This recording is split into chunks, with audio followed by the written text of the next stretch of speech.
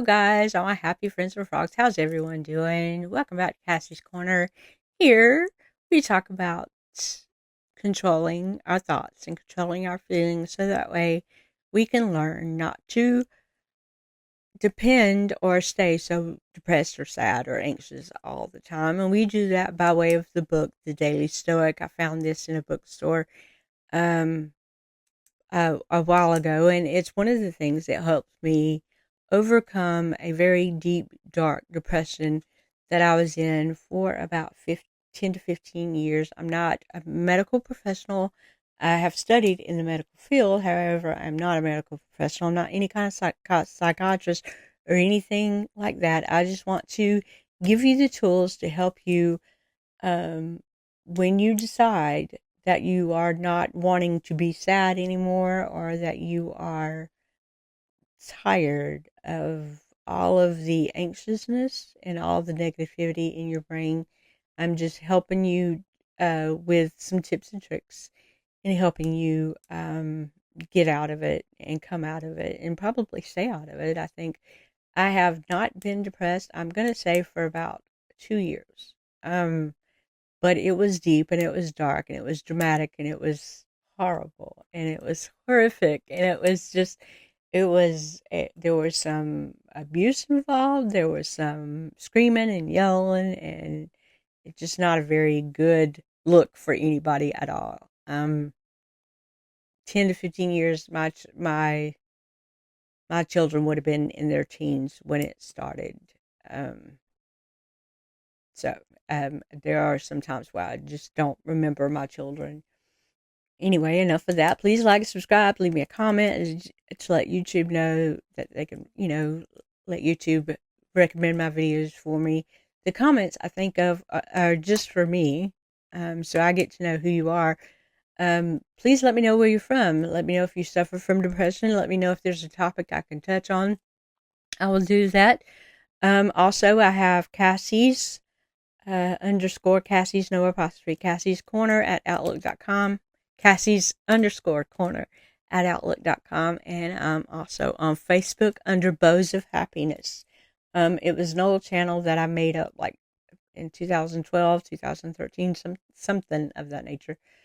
So it's old, and I love bows, as you can see. So Bows of Happiness, my Bows of Happiness it was actually called the Happy Girl at one time. Not too long ago, I changed it back to changed it to Cassie's Corner so it would match with my YouTube. And all I do there is leave quotes and comments and little platitudes to be reminders of things that I have said here, or positive affirmations, affirmations for women, affirmations for working, just certain affirmations. There's a lot of daily Stoic sayings from Seneca and Marcus Aurelius and things like that, just to help remind people that you can control your brain, you can control your sadness, and you can. Uh, I just need everybody to be reminded that it can happen. So I do have that Facebook there. Um, you can add me there at any time if you wish. Anyway, we're going back to the Daily Stoics, and the Daily Stoics are ancient Greeks and Romans that decided that they did not want to be childish in the way of gaining an opponent by talking about their person, another person. They didn't want to slander anyone. They understood that they had opponents, and they understood that they needed to uh be in a war for whatever reason. However, to gain an enemy by way of slandering this person or saying things that weren't true, that's just not something they were willing to do. They wanted to just fight their opponent for the battle reasons, for the reasons of the war. And then the rest of it was just childish and useless and just unnecessary. So they thought of this theory. Stoicism is a theory.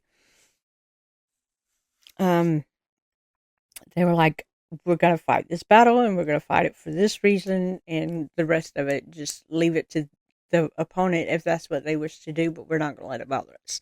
And I feel like that was the best way uh, to understand that mind control, your own mind control, not the control of somebody else's mind. You have to control your own mind. But it is closely related to how Jesus was when he walked the earth. I don't see Jesus screaming and slandering people just because they didn't believe who he was. Remember, he was persecuted for being, everybody thought he was saying lies and stuff, for being God's son, thinking he was higher and mightier than what he really was. And he walked with prostitutes and thieves and things of that nature. So I don't think he was screaming at people, "Hey, I am Jesus. Listen to me." No, no, no. He did it calmly. I think he raised his voice a couple of times only to save souls. So it wasn't like he was trying to he wasn't trying to win a battle, so to speak. He was just trying to get people to understand the importance of his being. So I don't. Even when they carried him to his cross, he wasn't fighting. Do you know who I am? You hear a lot of stars do that these days. Do you know who I am? He didn't do anything like that. He was just like, Lord, they don't know what they do. So I'm assuming he cried because he was human, but he was also a perfect man. But I'm pretty sure he may have cried out in pain, but it wasn't because he was like fighting not to be crucified or anything like that. He knew that's what had to be done. Anyway, we're reading from the Daily Stoic. This theory marked on like a daily basis, like February 1st, 2nd, 3rd, that kind of thing. So we're on February the 8th, the 39th day of the year, and it's titled, Do You Feel Better? Does that make you feel better? Did that make you feel better? You cry, I'm suffering severe pain. Are you then relieved from feeling it if you bear it in an unmanly way? And Seneca said that in his moral letters. The next time when someone gets upset near you, crying, yelling, breaking something, being pointed or cruel, watch how quickly this statement will stop them cold. I hope this is making you feel better, because of course it isn't. Only in the bubble of extreme emotions can we justify any of that kind of behavior, and when called to account for it, we usually feel sheepish or embarrassed. It's worth applying that standard to yourself. The next time you find yourself in the middle of a freak out, or moaning or groaning with flu-like symptoms, or crying tears of regret, just ask, is this actually making me feel better? Is this actually relieving any of the symptoms I wish were gone? I like this entry very much because it is very pointed in my case. Is complaining of flu-like symptoms or a migraine or a backache, is it helping you or is it hindering you? Is it actually making you feel worse? But first of all, is it helping you at all? Sometimes we just want to tell people we don't feel good. We want to hear if someone cares enough. We're reaching out for that. Oh, I'm sorry. Is there anything I can do? Or I'm sorry you're feeling ill today. Most times, there are times where people just overtake it and just complain about it. But if you think about it, aren't they making themselves feel worse? And then they say something so much that they can even make us feel worse. And I've been there. I've done that. I've been that person. Oh, I have a headache. Oh, blah, blah, blah, blah. I mean, that's all I think about is a headache, and people get a headache just from listening to me. So the next time you decide to complain, or you hear somebody complain, ask them, is it making them feel better to complain about it? Is it helping to solve the situation? Most likely it doesn't. It's not helping to solve anything except for making you feel worse. I know when I'm in bed with the flu, and I've had pneumonia, I've had flu, I've had COVID twice. And I'm not saying no one has ever been as sick as I have. That's not what I'm saying at all. But I have been in the bed, quite sick, quite ill. And I remember, I wish this would go away. I don't want to feel this way. I would get mad. I would just get so mad at myself. I would make myself feel better. So how, because I can't stand to be in pain. I hate pain. I can have a strong threshold. Don't get me wrong, but I hate to be sick. It makes me mad, and people don't want to be around me because I get the more it happens, the more mad I get. People just don't want to be around me. I've known my husband to just open the door and, hey, are you okay? And then I'll close the door back. He won't even stay in the room because I'm so mad. Um, but it doesn't do good to think about this body hurts, this part of the body hurts, this hurts, my head is pounding. It's not going to do any good to sit there and think about it or complain about it. We just have to tough it out and get over it and try to think of the best. Sometimes I think about being out in the open, like an open field on a very nice spring, coolish day where there are no bugs or bees or anything like that. Just kind of walking and breathing in fresh air. I try to make myself go to sleep that way so I don't have to think about how much pain I'm under. Not that it's always the best, but hey, it's something. Um,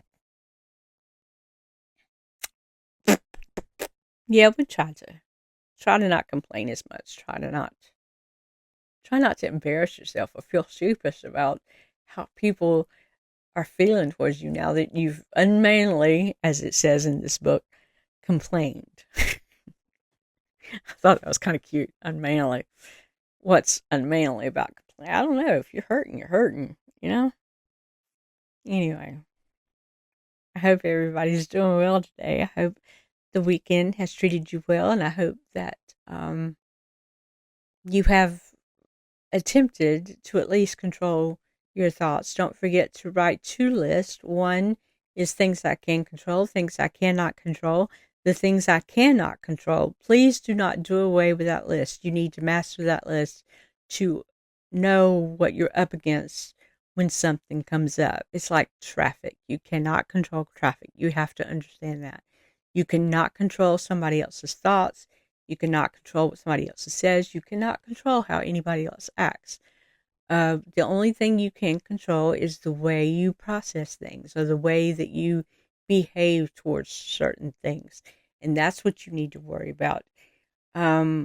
We learned a couple of days ago that if we're doing a task, that we need to keep our mind fully on that task so that we can do it the best way the first time and not have to worry about coming back and getting it done. Always enter a task thinking that maybe it's the last task that you'll do. So that way you can keep your mind free from anything that comes up, for anything that might come up in a situation. Don't forget to do your daily and nightly journals if that's what you choose to do. This helps you for about 6 months to a year, depending on how fast you realize you can control your brain. This helps you realize what has triggered you, or what somebody said, or what has happened, or what how easily you can be affected by certain situations. And then when you go back and reflect on it, when you're in a better situation, go back and reflect on it. Some of it can seem very stupid. Some of it can seem very. Uh, you'll be amazed at the things you thought when you were depressed, when you let depression overtake your mind. Um, Try to go outside into nature, especially now that it's getting warmer, and appreciate what God has given you. I am a big believer in God, and I do think that my faith has helped me come out of so much. I don't think I did getting over the depression alone. I think I had God by my side at all times, but so I don't think it was totally me doing it, but I did it, without a person to help me along. I did have family. I did have like kids and uh, a husband, but sometimes the husband was not understanding as much, and my children were only children, so only so much I could only put in their lap that they would understand. So there's that. I do believe God had a big hand in guiding me into not wanting to feel sad all the time. Um, Say affirmations. Start with something true It has to be true, or else your mind is not going to grab a hold of it. Um, Start with, I'm a wife, I'm a daughter, I'm a, people rely on me to make them feel better, so I have to feel better. Um, I am trusted with a lot of information. That's a big one. I have the secrets of my daughter, and my son, and my husband, and I have, bank accounts, and all this is trusted with me. People rely on me to get this and that done. So start small, start with things that are true, so that when you realize that you are worthy and you can say, I am worthy, and your brain can focus on that. Your brain has to understand that. And this helps to get rid of all that negative voice in the back of your head. I realized later in my depression that all the thoughts that I was saying was something somebody had physically said to me. Oh, you're so stupid. Oh, you're so dumb. I can't believe you could be that. And please forgive me for this word. I can't believe you can be so retarded. Yeah, yeah. People has told me. Yeah. So these were all, when I realized it kind of was a brick against the head. Oh my gosh, these are not my voices. These things are not true. This isn't my voice I'm hearing. This was my mother's voice, and this was my brother's voice, or this was my so and so's voice. I can deal with being funny. I can deal with being crazy. I can deal with being silly or goofy or whatever. But the R word and stupid, no, no, there's a problem. So when I realized they were somebody else's voices, I was like, oh, so the affirmations kind of helped me get rid of. Right now, I think I'm kind of an awesome person. I got over a lot of, I overcome so much, but so is everybody. I'm not a rare case. There's a lot of people that go through a lot of things every day, and once you realize that, it's so much easier. It's so much easier to know what you want out of life. There are more uh, depressed people today than there ever could have been. I mean, in the 70s, it was rare ever to see a depressed person. But I do remember, I do have family members that have committed suicide in the 70s and 60s and things like that. So, um, but it's just not, it's more, being depressed now is more common than it ever was way back then. Or it being known that people are depressed. I do still take medicine. I probably forever will. I'm not. I used to be ashamed of that, but I'm not anymore, because if it helps me be a better person, then okay. I mean, it's kind of like having low or high cholesterol or high blood pressure or whatever. I'm going to do what it takes to make myself feel better. And the same way with depression, there's no shame in taking medicine for it. Sometimes there is a glitch in some synapses up there, and they call it, a chemical imbalance or whatever. Sometimes it's just hereditary. Sometimes, you're just sad, or whatever, whatever the case is. So yes, you're gonna do whatever it takes to make yourself feel better, and to make yourself treat people better. You're gonna do what it takes. Um, and yes, I did do journals. I did journal my night and day. I did journal the things that would make me sad, and I did go back, and I was like, oh, wow, how did I feel that way? And show my face is actually a miracle. I usually don't show my face very much, because I was called ugly for a very, very long time. For almost all my life, someone called me ugly all the time. So to show my face is a miracle in itself. But I feel like if I'm going to talk about mental distortions or depressive behaviors or things like that, that you need to see my eyes and you need to see my face, because just hearing a voice is just not going to be good enough. But if you understand that you're looking into the eyes of someone who has actually been through it and has come out of it, maybe you'll take the initiative to also be that person.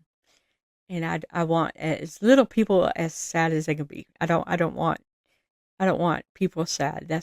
I've been there. I know what it's like. I know how debilitating it is. I know how heartbreaking and mind crushing it can be, and it's not fair. It's not good for people to be depressed. So I don't.